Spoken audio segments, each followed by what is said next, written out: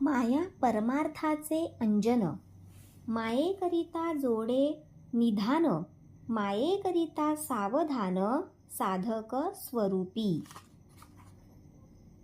ही मूळ माया परमार्थाचे अंजन आहे. अंजन काय कार्य करते? जैसे नेत्री घालता अंजन, पडे दृष्टीस निधान, तैसे श्री सद्गुरु वचने ज्ञान, प्रकाश होय. डोळ्यात अंजन घातले की जमिनीत पुरून ठेवलेले धन स्वच्छपणे दिसते. त्याचप्रमाणे श्री सद्गुरु वचनांचे श्रवण होताच ही मूळ माया सुद्धा देहरूपी जमिनीत गुप्त असलेले परमार्थरूपी निधान अनुभवास आणते. यातूनच शिष्य त्या निधानाशी जोडला जातो. एकदा हे घडले की साधक सावध होऊन भक्ती साधन करता करता स्वरूपाशी कायम जोडला जातो. या मूळ मायेचे स्वरूप असे आहे की माया योगियांची माऊली, जेथील तेथे नेऊन घाली, कृपाळूपणे नाथिली आपण होय. ज्याप्रमाणे लहान बाळाची आई त्याचे सर्वार्थाने संगोपन करते, त्याचप्रमाणे ही मूळ माया परमार्थ करणाऱ्या शिष्यांची आईच आहे. ही भक्तांना परिपूर्णपणे मुक्त करण्याचे कार्य करते. मात्र हे सर्व करूनही ती स्वतःकडे कोणत्याही प्रकारे करते पण घेत नाही. कोणताही गाजावाजा न करता तेथून अलिप्त होऊन ती मूळ पुरुषात विलीन होते. म्हणूनच तिचे परमार्थातील अनन्यसाधारण योगदान असे आहे. माया भवसिंधूचे तारू, माया पाववी पैल पारू, माये वीण उद्धारू, प्राणियास नाही. जे शिष्य संत सज्जनांच्या सान्निध्यात व संवादात असतात त्या सर्वांना भवसागरातून पैलपार नेणारी मूळ माया ही एक नौकाच आहे. या मूळ माये व्यतिरिक्त इतर कोणत्याही मार्गांनी अथवा उपायांनी शिष्याला उद्धारगती प्राप्त होत नाही. यातील तिसऱ्या समासात मूळ मायेच्या माध्यमातून शिष्याला ब्रह्मज्ञान प्रदान केलेले आहे. त्रैलोकी नाही जे दान, ते करणारा हा ब्रह्मनिरूपण तिसरा समास आहे. शिष्याला संग व निसंग या दोन्ही अवस्थांच्या पलीकडे नेणारी उभारणी या तिसऱ्या समासात केली आहे. मनुष्याचे अंतःकरण सुवर्ण करणारा हाच परिस्पर्श आहे. हे ब्रह्मनिरूपण शिष्याच्या अंतरी एकाच वेळी दोन प्रकारे कार्य करते. एकतर ते ब्रह्मास्त्राप्रमाणे शिष्याच्या अंतरीच्या माईक व नाशिवंत अशा घातक घटकांवर प्रहार करून त्यांचा संहार करते. त्याचवेळी ते त्याच्या अंतःकरणात ब्रह्मानंदाचा सोहळा उभा करते. शिष्याला संग व निसंगाच्या पलीकडील संगातीत असलेली अत्यंत दुर्लभ परब्रह्म स्थिती प्राप्त करून देते. कारण संग तितुका नाशिवंत, निसंग शब्द अशाश्वत, म्हणून संग निसंगातीत होऊनी राहे.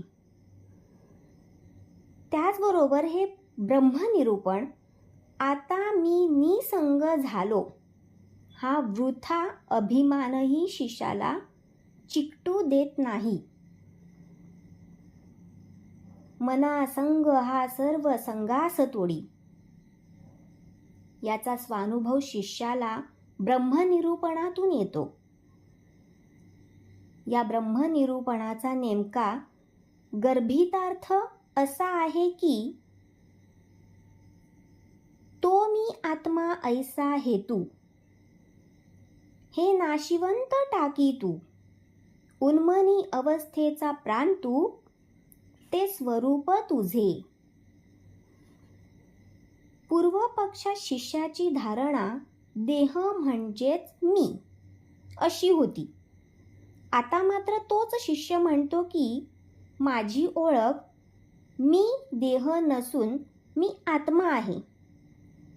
याचा गर्भितार्थ असा आहे की आता शिष्याच्या अंतरी अहम ब्रह्मास्मी म्हणजेच मी परब्रह्माचा व त्याच्या विचारांचा आहे हा भाव दृढ झाला आहे. तथापि मी ब्रह्म आहे अशी धारणाही सूक्ष्म अहमभावामुळे नाशिवंत आहे. हा अहमभावच परमार्थात फार मोठा अडथळा उभा करीत असतो. अहम ब्रह्मास्मी हा गाथा, आला देह बुद्धीची या माथा, देह बुद्धीने परमार्था, का न कोंडे होईजे. संत परंपरा युगानुयुगे शिष्याला त्याची ओळख देताना तूच ब्रह्म आहेस अशी शिकवण देत आली आहे.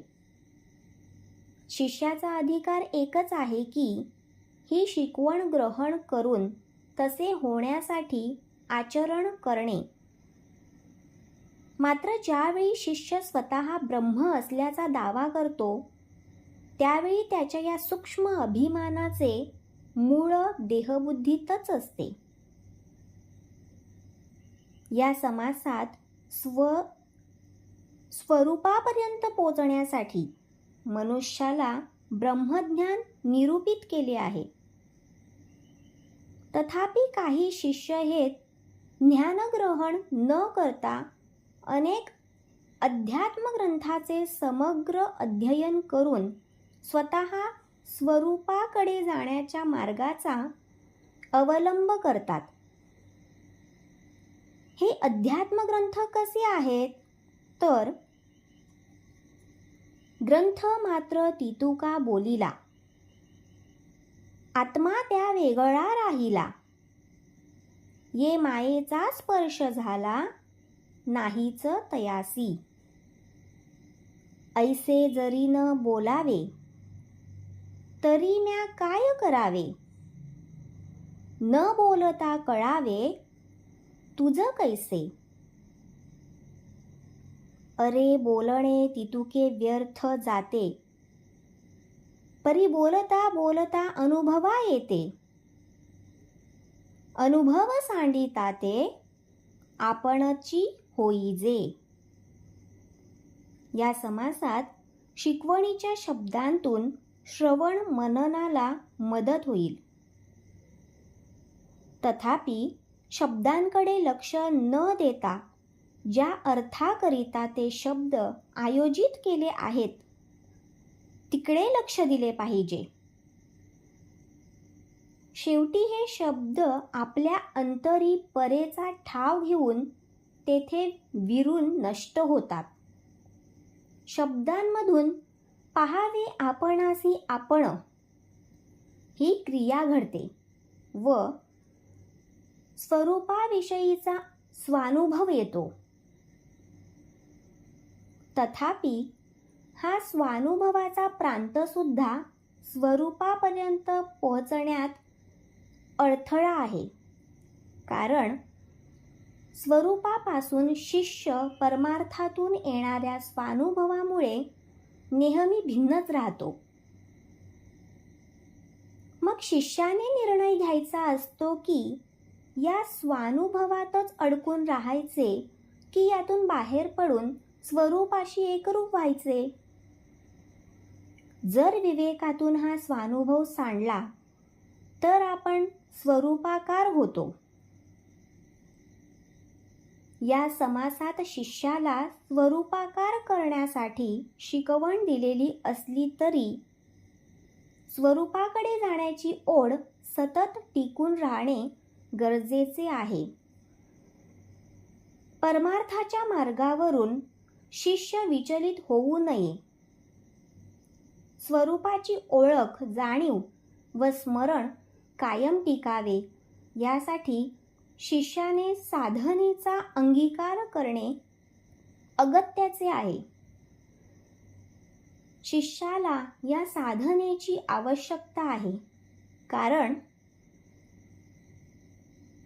तुझे स्वरूप तुझची न कळे, ते जया साधने आकळे, ते साधन ऐका सोहळे, भोगीसी स्वानंदाचे.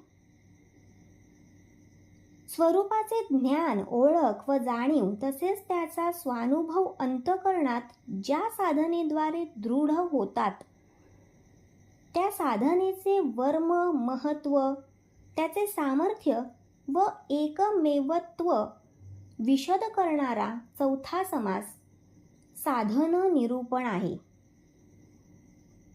हे एकमेव साधन म्हणजे श्रवण होय. या साधनेचे अनन्यसाधारण महत्त्व असे आहे की जे सकळ साधनांचे सार, जेणे पाविजे पैल पार, जेणे साधने अपार, साधक ते सिद्ध झाले. मनुष्याला जेवढी भक्ती साधने ज्ञात आहेत, त्या सर्व साधनांचे सार म्हणजे अध्यात्म निरूपणाचे श्रवणच होय. कारण श्रवणा ऐसे सार नाही, श्रवणा परते साधन नाही. संत परंपरा प्रत्येक वेळी हेच साधन प्रतिपादन करते. मात्र या साधनेवर दृढ विश्वास हवा आणि हे साधन देणाऱ्यावर परम निष्ठा हवी. सर्वसाधारणपणे मनुष्याच्या अंतरी या दोहींबाबत अविश्वास अथवा संशय असतो. ज्यांनी याबाबत संशयरहित होऊन पूर्ण समर्पण केले, अशा सर्व मनुष्यांना या साधनेने बद्धाचा मुमुक्षू केले. नंतर संत परंपरेच्या उपासनेने मुमुक्षूचे साधक घडविले. असे साधक साधन करता करता पैलतरी जाण्यासाठी सिद्ध झालेत.